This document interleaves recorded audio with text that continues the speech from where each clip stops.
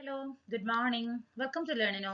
നമ്മൾ ഈ ഒരു വീഡിയോയിൽ കീം ഫിസിക്സ് PYQ 11ാമത്തെ വീഡിയോ ആണ് ഡിസ്കസ് ചെയ്യാൻ പോകുന്നത്. അപ്പോൾ ഇതിലും നമ്മളൊരു 10 ക്വസ്റ്റ്യൻസ് ആണ് ഇൻക്ലൂഡ് ചെയ്തിരിക്കുന്നത്. ഓക്കെ, അപ്പോൾ നമുക്ക് ക്വസ്റ്റ്യൻസിലേക്ക് പോകാം. ഓക്കെ, ഫസ്റ്റ് ക്വസ്റ്റ്യൻ നോക്കൂ. The product of the total electric flux emanating from a closed surface enclosing a charge Q in free space. അല്ലെ, അപ്പൊ നമുക്ക് ആ ഒരു ഇലക്ട്രിക് ഫ്ലക്സിന്റെയും ഫ്രീ സ്പേസിൽ വരുന്ന ഇലക്ട്രിക്കൽ പെർമിറ്റിവിറ്റിയുടെയും പ്രോഡക്റ്റ് എത്രയാണെന്നാണ് ചോദ്യം വന്നിരിക്കുന്നത്. അല്ലെ, സോ ഓപ്ഷൻ Q ആണ് നമുക്ക് വരുന്ന റൈറ്റ് ആൻസർ. അത് എങ്ങനെയാണ് നമുക്ക് സോൾവ് ചെയ്യണമെന്ന് നമുക്ക് നോക്കാം. അപ്പൊ നമുക്കറിയാം, according to Gauss law total electric flux φE എന്ന് പറയുന്നത് എങ്ങനെയാണ്, ഒരു ക്ലോസ്ഡ് സർഫേസിൽ വരുന്ന ഒരു എൻക്ലോസിംഗ് ചാർജ് Q ആയിട്ട് വരുന്ന ആ ഒരു ടോട്ടൽ ആയിട്ട് വരുന്ന ഒരു ക്ലോസ്ഡ് സർഫേസിൽ വരുന്ന ടോട്ടൽ ഇലക്ട്രിക് ഫ്ലക്സ് എന്ന് പറയുന്നത് എത്രയാണ്, φE ആണ്, which is equal to Q/ε0 ആണ് നമുക്ക് ഇക്വേഷൻ അറിയുന്നത്. അക്കോർഡിംഗ് ടു ഗോസ് ലോ ആണ്. φE എന്ന് പറഞ്ഞാൽ എന്താണ്, ഇലക്ട്രിക് ഫ്ലക്സ് ആണ്. Q എന്ന് പറയുന്നത് ചാർജ്, ആ ഒരു സർഫേസാൽ എൻക്ലോസ് ചെയ്തിരിക്കുന്ന ഒരു ചാർജ് ആണ് Q എന്ന് പറയുന്നത്.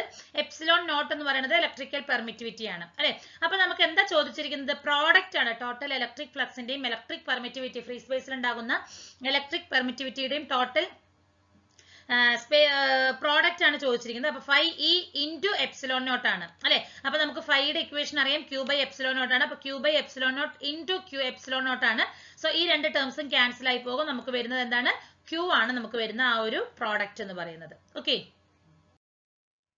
അടുത്ത question. 3 capacitance 1 microfarad, 4 microfarad and 5 microfarad are connected in parallel with a supply voltage. If the total charge flowing through the capacitor is 50 micro C, then the supply voltage is. അപ്പൊ 3 capacitors നമുക്ക് parallel connection ആണ് ചെയ്തിരിക്കുന്നത്, ഒരു supply വോൾട്ടേജിലേക്ക് connect ചെയ്തിട്ടുണ്ട്. ആ ഒരു കപ്പാസിറ്ററിലൂടെ flow ആകുന്ന ടോട്ടൽ ചാർജ് എന്ന് പറയുന്നത് 50 മൈക്രോ കൂളോം ആണ്. അങ്ങനെയാണെങ്കിൽ what about the supply voltage ആണ് ചോദിച്ചിരിക്കുന്നത്. അല്ലെ, അപ്പൊ പാരലൽ കോമ്പിനേഷൻ ആണ് കപ്പാസിറ്റേഴ്സിന്റെ. അപ്പൊ നമുക്ക് പ്രത്യേകിച്ച് ഒരു കൺഫ്യൂഷൻ വരേണ്ട ആവശ്യമില്ല.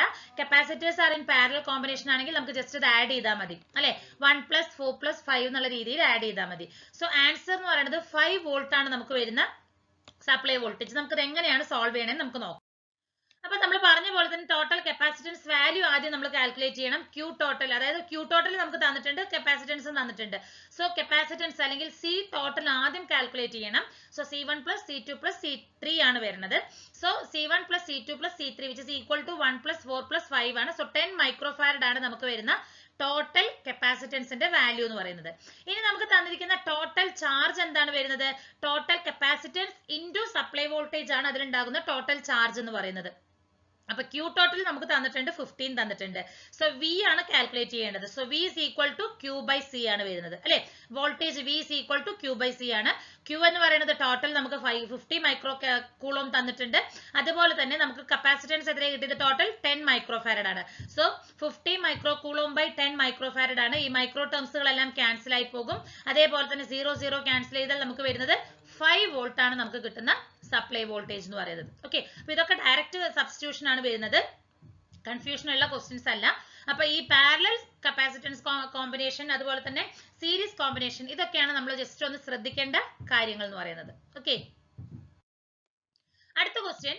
The resistance of wire at 0 degrees Celsius is 4 ohm. If the temperature coefficient of the resistance of the material of the wire 5 into 10⁻³ per degree Celsius, then the resistance of a wire at 50 degree Celsius.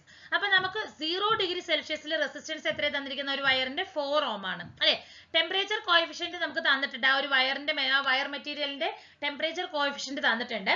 അങ്ങനെയാണെങ്കിൽ 50 degree സെൽഷ്യസിൽ നമുക്ക് ആ ഒരു വയറിന്റെ resistance എത്രയാണെന്നാണ് ചോദിച്ചിരിക്കുന്നത്. അല്ലെ, so here also നമുക്ക് വരുന്ന answer 5 ഓം ആണ് നമുക്ക് കിട്ടുന്നത്. നമുക്ക് നോക്കാം ഇത് എങ്ങനെ സോൾവ് ചെയ്യാം എന്നുള്ളത്. അപ്പൊ ഇതെങ്ങനെ സോൾവ് ചെയ്യണമെന്ന് നമുക്ക് നോക്കാം. അല്ലെ, അപ്പൊ നമുക്ക് ഒരു മെറ്റീരിയൽ ഡിഫറെന്റ് ടെമ്പറേച്ചറിൽ വരുന്ന ഒരു മെറ്റീരിയലിന്റെ റെസിസ്റ്റൻസ് കാൽക്കുലേറ്റ് ചെയ്യുന്ന ഒരു ഇക്വേഷൻ ആണ് RT is equal to R0 into 1 plus alpha T എന്ന് പറയുന്നത്. അതിൽ RT എന്ന് പറഞ്ഞാൽ എന്താണ്, ആ ഒരു റെസിസ്റ്റൻസ് അറ്റ് ടെമ്പറേച്ചർ T ആണ്. R0 എന്ന് പറയുന്നത് 0 ഡിഗ്രി സെൽഷ്യസിൽ വരുന്ന ഒരു ടെമ്പറേച്ചർ ആണ്. അപ്പൊ നമ്മുടെ ക്വസ്റ്റ്യനിൽ ആദ്യം 0 ഡിഗ്രി സെൽഷ്യസ് തന്നിട്ടുണ്ട്, പിന്നെ 50 ആണ് തന്നിരിക്കുന്നത്. അല്ലെ, അപ്പൊ RT എന്ന് പറയുന്നത് നമുക്ക് 50യും R0 എന്ന് പറയുന്നത് 0യും തന്നെയാണ് നമുക്ക് വരുന്നത്. 0 ഡിഗ്രി സെൽഷ്യസിൽ വരുന്ന ടെമ്പറേച്ചർ, ആ ഒരു റെസിസ്റ്റൻസ് വാല്യൂ ആണ്. അടുത്തത് ആൽഫ എന്ന് പറഞ്ഞാൽ എന്താണ് ടെമ്പറേച്ചർ കോഎഫിഷ്യന്റ് ആണ് നമുക്ക് അത് തന്നിട്ടുണ്ട്. ടി എന്ന് പറയുന്നത് ആ ഒരു ചേഞ്ച് ഇൻ ടൈം ടെമ്പറേച്ചർ ആണ് വരുന്നത്. സോ നമുക്കത് എങ്ങനെ സോൾവ് ചെയ്യാം, ഇക്വേഷൻ സബ്സ്റ്റിറ്റ്യൂട്ട് ചെയ്യാൻ നമുക്ക് നോക്കാം. നമുക്ക് തന്നിരിക്കുന്നത് R0 4 ഓം തന്നിട്ടുണ്ട്, അതുപോലെ ആൽഫ തന്നിട്ടുണ്ട്, ഡെൽറ്റ ടി തന്നിട്ടുണ്ട്. ഡെൽറ്റ ടി നമുക്ക് കാൽക്കുലേറ്റ് ചെയ്യാം 50 ഡിഗ്രി സെൽഷ്യസും അതുപോലെ തന്നെ 0 ഡിഗ്രി ആയതുകൊണ്ട് രണ്ടും കൂടി സബ്ട്രാക്ട് ചെയ്താൽ മതി. അപ്പൊ നമ്മുടെ ഇക്വേഷനിൽ സബ്സ്റ്റിറ്റ്യൂട്ട് ചെയ്യുമ്പോൾ എന്താണ് RT is equal to R0 into 1 plus alpha t ആണ്.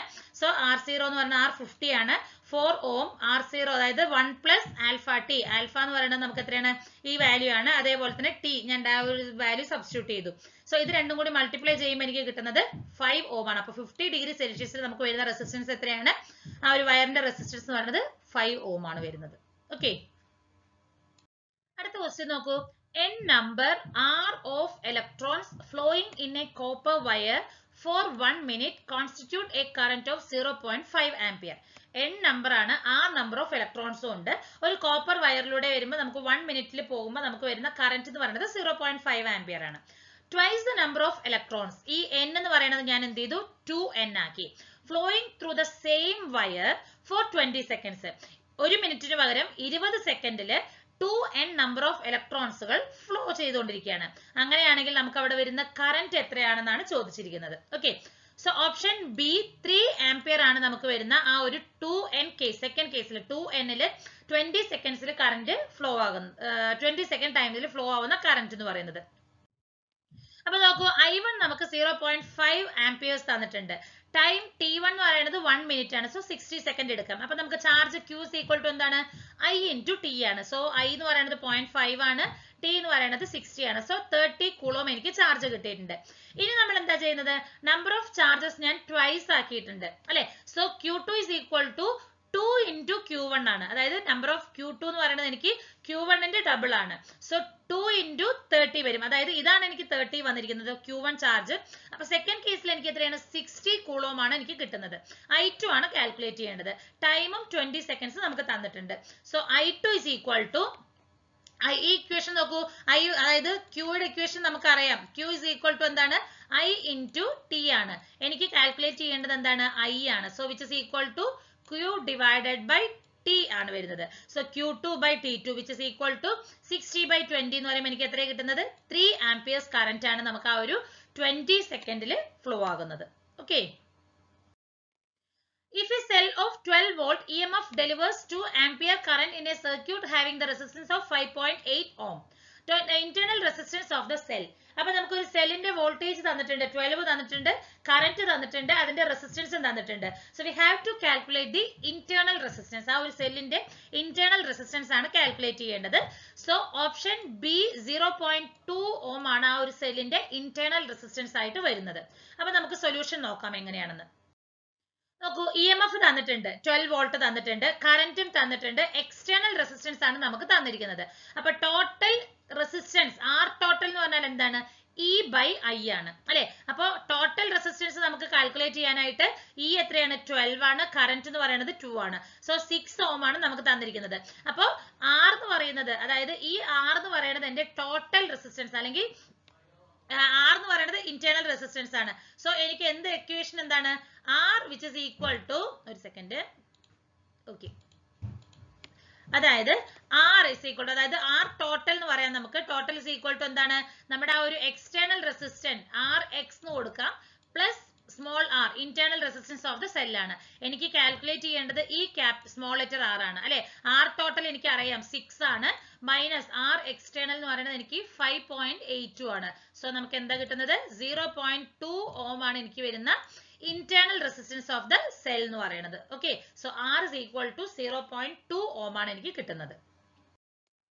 അടുത്ത ക്വസ്റ്റ്യൻ നോക്കൂ, torque on A coil carrying current I having n turns and area of cross section A when placed with its plane perpendicular to magnetic field B is അല്ലെ. നമുക്ക് calculate ചെയ്യാൻ പറഞ്ഞിരിക്കുന്നത് torque ആണ്. അവർ തന്നിരിക്കുന്ന parameters current I ആണ്, number of turns എന്ന് പറയുന്നത് എത്രയാണ്, n ആണ്, അതേപോലെ തന്നെ ക്രോസ് സെക്ഷണൽ ഏരിയ എന്ന് പറയുന്നത് ക്യാപിറ്റൽ A ആണ്. അതെങ്ങനെയാണ്, മാഗ്നറ്റിക് ഫീൽഡ് B എന്ന് പറയുന്നതിന് പെർപെൻഡിക്കുലർ ടു മാഗ്നറ്റിക് ഫീൽഡ് ആണ് വരുന്നത്. സോ ഈ ടേമുകളെല്ലാം യൂസ് ചെയ്തിട്ട് ടോർക്കിൽ ഒരു ഇക്വേഷൻ ആണ് നമ്മളോട് പറഞ്ഞിരിക്കുന്നത്. സോ എന്താണ്, ഓപ്ഷൻ E NBIA ആണ് നമുക്ക് വരുന്ന ടോർക്കിന്റെ ഇക്വേഷൻ എന്ന് പറയുന്നത്. അപ്പോൾ ടോർക്ക് എന്ന് പറഞ്ഞാൽ തന്നെ എന്താണ് ടൗ ആണ് അല്ലെ. ഇറ്റ് ഈസ് എന്താണ് torque experience by a coil current. അതിന്റെ ഇക്വേഷൻ എന്താണ് നമുക്ക് വരുന്നത്, ആ ഒരു കറന്റ് ഐയും നമ്പർ ഓഫ് ടേൺസ് എന്നും ഏരിയ ക്രോസ് സെക്ഷണൽ ഏരിയ എന്ന് പറയുന്നത് എ ആണ്, പ്ലേസ് ചെയ്തിരിക്കുന്നത് മാഗ്നറ്റിക് ഫീൽഡ് ബി ആണ്. അങ്ങനെയാണെങ്കിൽ നമുക്ക് വരുന്ന ടോർക്കിന്റെ equation tau is equal to NIAB ആണ് വരുന്നത്. ഓക്കെ, ഈ ഒരു കേസിൽ പ്ലെയിൻ ഓഫ് ദ കോയിൽ എന്ന് പറയുന്നത് ആ ഒരു മാഗ്നറ്റിക് ഫീൽഡിന് പെർപെൻഡിക്കുലർ ആണ്. അതുകൊണ്ട് തന്നെ നമ്മുടെ ഈ ഒരു ടൗ വാല്യൂ അല്ലെങ്കിൽ ഈ ഒരു ടോർക്കിന്റെ വാല്യൂ എന്ന് പറയുന്നത് നമുക്ക് മാക്സിമം ആണ് കിട്ടുന്നത്. Okay, so tau is equal to NIAB ആണ് നമുക്ക് വരുന്ന ഇക്വേഷൻ. അടുത്തൊരു ക്വസ്റ്റ്യൻ ആണ്, a long straight wire carrying a current 3 ampere produces a magnetic field B at a certain distance. The current that flows through the same wire will produce a magnetic field B/3 at the same distance is. അപ്പോൾ ഒരു long straight wire നമുക്ക് current എത്രയാണ് എടുക്കുന്നത്, 3A ആണ് എടുത്തിരിക്കുന്നത് അല്ലെ. അപ്പൊ B എന്ന് പറഞ്ഞ ഒരു മാഗ്നറ്റിക് ഫീൽഡ് ഒരു പർട്ടിക്കുലർ ഡിസ്റ്റൻസിൽ പ്രൊഡ്യൂസ് ചെയ്യുന്നുണ്ട്. ഇനി നമുക്ക് കാൽക്കുലേറ്റ് ചെയ്യാൻ പറഞ്ഞിരിക്കുന്നത് വീണ്ടും കറന്റ് തന്നെയാണ് കാൽക്കുലേറ്റ് ചെയ്യേണ്ടത്. പക്ഷെ ഒരു കണ്ടീഷൻ എന്താണ്, ഈ ബി എന്ന് പറയുന്നത് B/3 ആണ്, സെയിം ഡിസ്റ്റൻസ് ആണ് അല്ലെ. ഈ ബി എന്ന് പറയുന്നത് നമുക്ക് B/3 ആകുമ്പോൾ കറന്റ് എന്താകും മാറുന്നത് എന്നാണ് ചോദിച്ചിരിക്കുന്നത്. 3 ആംപിയർ എന്ന് പറയുന്ന കറന്റ് എത്രയാകും എന്നാണ് നമ്മുടെ ക്വസ്റ്റ്യൻ വന്നിരിക്കുന്നത് അല്ലെ. സോ ഓപ്ഷൻ ബി 1 ആംപിയർ ആയിട്ടാണ് നമുക്ക് ഈ പറയുന്ന മാഗ്നറ്റിക് ഫീൽഡ് 3/1 ആയിട്ട് കൺവേർട്ട് ചെയ്യുമ്പോൾ അല്ലെങ്കിൽ ബൈ 3 ആയിട്ട് ഡിവൈഡ് ചെയ്യുമ്പോൾ നമുക്ക് കറന്റ് വരുന്നതും 1 ആംപിയർ ആണ് കിട്ടുന്നത്. നമുക്കത് നോക്കാം എങ്ങനെ സോൾവ് ചെയ്യാം എന്നുള്ളത്. അപ്പൊ നമുക്ക് തന്നിരിക്കുന്ന ഇനിഷ്യൽ കറന്റ് 3A ആണ്, പുതിയ മാഗ്നറ്റിക് ഫീൽഡ് എന്ന് പറയുന്നത് B/3 ആണ്. അപ്പൊ ന്യൂ കറന്റ് എന്ന് പറയുമ്പോൾ നമുക്ക് എന്താണ് വരുന്നത്, B/3 μ0 I nu/2πr ആണ് അല്ലെ. അപ്പൊ മാഗ്നറ്റിക് ഫീൽഡ് എന്ന് പറയുന്നത് അതിനുണ്ടാവുന്ന കറന്റിന് ഡയറക്ട്ലി പ്രൊപ്പോർഷണൽ ടു ദ വരുന്നത് അല്ലെ. എന്തിന്, അതുപോലെ തന്നെ ആ ഒരു റേഷ്യോയ്ക്കും പ്രൊപ്പോർഷണൽ ആണ്. അപ്പൊ B/3/P is equal to I nu/I എന്നുള്ള ഇക്വേഷൻ ആണ് വരുന്നത്.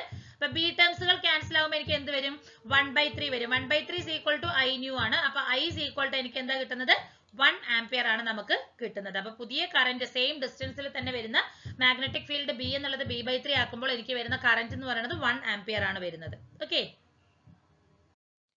which of the following statement is incorrect? താഴെ തന്നിരിക്കുന്നതിൽ ഇൻകറക്റ്റ് സ്റ്റേറ്റ്മെന്റ് ഏതാണെന്നാണ് ചോദിച്ചിരിക്കുന്നത്. Isolated magnetic poles do not exist. Magnetic field lines do not intersect. Incorrect ആയിട്ടുള്ളതാണ് ചോദിച്ചിരിക്കുന്നത്. Moving charge do not produce magnetic field in the surrounding space. നമുക്കറിയാം ഇത് is incorrect statement അല്ലെ. Moving charges produce ചെയ്യുകയാണ് ചെയ്യുന്നത്, magnetic ഫീൽഡിനെ surrounding സ്പേസിൽ produce ചെയ്യുകയാണ് ചെയ്യുന്നത്. സോ ഓപ്ഷൻ സി എന്ന് പറയുന്നത് നമുക്ക് എന്താണ്, റൈറ്റ് ആണ്. അതായത് ഇൻകറക്റ്റ് സ്റ്റേറ്റ്മെന്റ് ആണ് നമുക്ക് തന്നിരിക്കുന്നത്. അപ്പൊ isolated magnetic poles do not exist, ഇതാണ് എനിക്ക് ഫസ്റ്റ് തന്നിരിക്കുന്ന സ്റ്റേറ്റ്മെന്റ്. ഇത് കറക്റ്റ് സ്റ്റേറ്റ്മെന്റ് ആണ്. കാരണം മാഗ്നറ്റിക് മോണോപോൾസ് അതല്ലെങ്കിൽ ഐസൊലേറ്റഡ് മാഗ്നറ്റിക് പോൾസ് എന്ന് പറയുന്നത് അത് നേച്ചറിൽ തന്നെ കാണുന്നതാണ് അല്ലെ. അത് ആ ഒരു മാഗ്നറ്റിക് ഫീൽഡ് എന്ന് പറയുന്നത് എപ്പോഴും ഒരു ഡൈപോൾ ഫോം ചെയ്യും. അതായത് ഒരു നോർത്ത് സൗത്ത് പോളുകൾ വെച്ച് ഒരു ഡൈപോൾ വെച്ചിട്ടാണ് നമുക്ക് ഐസൊലേറ്റഡ് മാഗ്നറ്റിക് പോൾസ് എന്ന് പറയുന്നത് നമുക്ക് നാച്ചുറൽ ആയിട്ട് കാണുന്നതാണ് അല്ലെ, ബൈ ഫൗണ്ട് ഇൻ നേച്ചർ ആണ്. അടുത്തത് magnetic field lines do not intersect, അതും കറക്റ്റ് ആണ് അല്ലെ. നമുക്കറിയാം ആ ഒരു ഫിഗറിൽ നമുക്ക് നോക്കുമ്പോൾ മാഗ്നറ്റിക് ഫീൽഡ് നമുക്ക് എപ്പോഴെങ്കിലും ഇന്റർസെക്ട് ചെയ്തതുപോലെ കാണുന്നുണ്ടോ, ഇല്ല. ആ രണ്ടും സെപ്പറേറ്റ് ആയിട്ടാണ് നമുക്ക് ദേ ഡു നോട്ട് ഇന്റർസെക്ട് ആണ്. അതുപോലെ തന്നെ അവയ്ക്ക് എന്താണ്, ഓൺലി ഒരു ഡയറക്ഷനിൽ അവർക്ക് ട്രാവൽ ചെയ്യാനായിട്ട് ഒരു പർട്ടിക്കുലർ പോയിന്റ് ഒരു ഡയറക്ഷനിലാണ് അത് ട്രാവൽ ചെയ്യാൻ പറ്റുന്നത്. അടുത്തത് moving charge do not produce magnetic field in the surrounding space. ഈ സ്റ്റേറ്റ്മെന്റ് ഇൻകറക്റ്റ് ആണ്.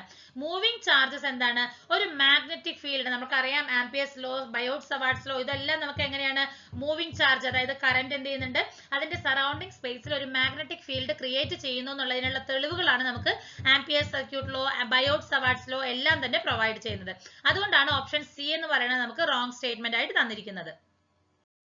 ഇനി അടുത്തത് magnetic field lines always form closed loops ആണ് അല്ലെ. മാഗ്നറ്റിക് ഫീൽഡ് ലൈൻസ് നമുക്കറിയാം ആ ഒരു ബാർ മാഗ്നറ്റ് വെച്ചിട്ടുണ്ടെങ്കിൽ നമുക്കൊരു ക്ലോസ്ഡ് ലൂപ്പാണ് നമുക്ക് തരുന്നത് അല്ലെ. ഈ ഒരു രീതിയിലാണ് മാഗ്നറ്റിക് ഫീൽഡ് ലൈൻസ് നമുക്ക് മൂവ് ആകുന്നത്. അപ്പൊ നമുക്കറിയാം this is a closed loop ആണ്. അപ്പൊ അതും നമുക്ക് റൈറ്റ് സ്റ്റേറ്റ്മെന്റ് ആണ് തന്നിരിക്കുന്നത്. അടുത്തത് magnetic force on a negative charge is opposite to on the positive charge അല്ലെ. മാഗ്നറ്റിക് ഫോഴ്സ് എന്ന് പറയുന്ന ഒരു ചാർജ്ഡ് പാർട്ടിക്കിൾ അതിന്റെ ചാർജിനെയും വെലോസിറ്റിനെയും ഡിപ്പെൻഡ് ചെയ്തിരിക്കുകയാണ്. അപ്പൊ മാഗ്നറ്റിക് ഫോഴ്സ് എന്ന് പറയുന്നത് അതിന്റെ ചാർജ് സൈനിനെയും ഡിപ്പെൻഡ് ചെയ്യുന്നുണ്ട്, പോസിറ്റീവെയും അതേപോലെ തന്നെ നെഗറ്റീവിനെയും ഡിപ്പെൻഡ് ചെയ്യുന്നതാണ്. അപ്പൊ അതുകൊണ്ട് ആ സ്റ്റേറ്റ്മെന്റ് നമുക്ക് കറക്റ്റ് ആയിട്ടാണ് തന്നിരിക്കുന്നത്. ഓക്കെ, അടുത്തൊരു ക്വസ്റ്റ്യൻ നോക്കൂ. when a current passing through a coil changes at a rate of 30 A per second and amperes per second. The EMF induced in the coil is 12 volt. If the current passing through this coil changes at the rate of 20 amperes per second, then the EMF induced in the coil. അപ്പോൾ നമുക്ക് initial കറന്റും വോൾട്ടേജും തന്നിട്ടുണ്ട്, സെക്കൻഡിൽ current തന്നിട്ടുണ്ട്, EMF ആണ് കണ്ടുപിടിക്കേണ്ടത് അല്ലേ. So here option A 8 volt ആണ് നമുക്ക് കിട്ടുന്നത്. സോ നമുക്ക് നോക്കാം എങ്ങനെയാണെന്നുള്ളത്. അപ്പോൾ initial rate of change of current di/dt 30 ampere per second തന്നിട്ടുണ്ട്, EMF നമുക്ക് തന്നിട്ടുണ്ട്, E1 തന്നിട്ടുണ്ട്, സെക്കൻഡ് അതായത് സെക്കൻഡ് കേസിലുള്ളതും തന്നിട്ടുണ്ട് അല്ലെ. അപ്പൊ ഇൻഡ്യൂസ്ഡ് EMF-നെ കോയിൽ എന്ന് പറയുന്നത് റേറ്റ് ഓഫ് ചേഞ്ച് ഓഫ് കറന്റിന് ഡയറക്ട്ലി പ്രൊപ്പോർഷനിലാണ്. നമുക്ക് ആ ഒരു ഇക്വേഷൻ അറിയാം, E = -L di/dt ആണ് വരുന്നത്. അപ്പൊ ഇൻഡക്ടൻസ് നമുക്ക് ആദ്യം ഇനിഷ്യൽ വാല്യൂസ് യൂസ് ചെയ്തിട്ട് കാൽക്കുലേറ്റ് ചെയ്യാം. L = ഈ പറയുന്നതിൽ നിന്ന് ε/di/dt എന്നുള്ള ഇക്വേഷൻ സബ്സ്റ്റിറ്റ്യൂട്ട് ചെയ്യാം. So 12/30 which is equal to 0.4 Henry നമുക്ക് കിട്ടിയിട്ടുണ്ട് അല്ലെ. ഇനി ഈ ഒരു ഇൻഡക്ടൻസ് യൂസ് ചെയ്തിട്ട് നമുക്ക് എന്ത് കണ്ടുപിടിക്കാൻ പറ്റും? സെക്കൻഡ് EMF കാൽക്കുലേറ്റ് ചെയ്യാം. സോ ഇക്വേഷൻ എന്താണ്? L × di/dt ആണ്. സോ 0.4 × സെക്കൻഡ് കറന്റ് എന്ന് പറയുന്നത് 20 ആണ്, di/dt എന്ന് പറയുന്നത് അല്ലെ.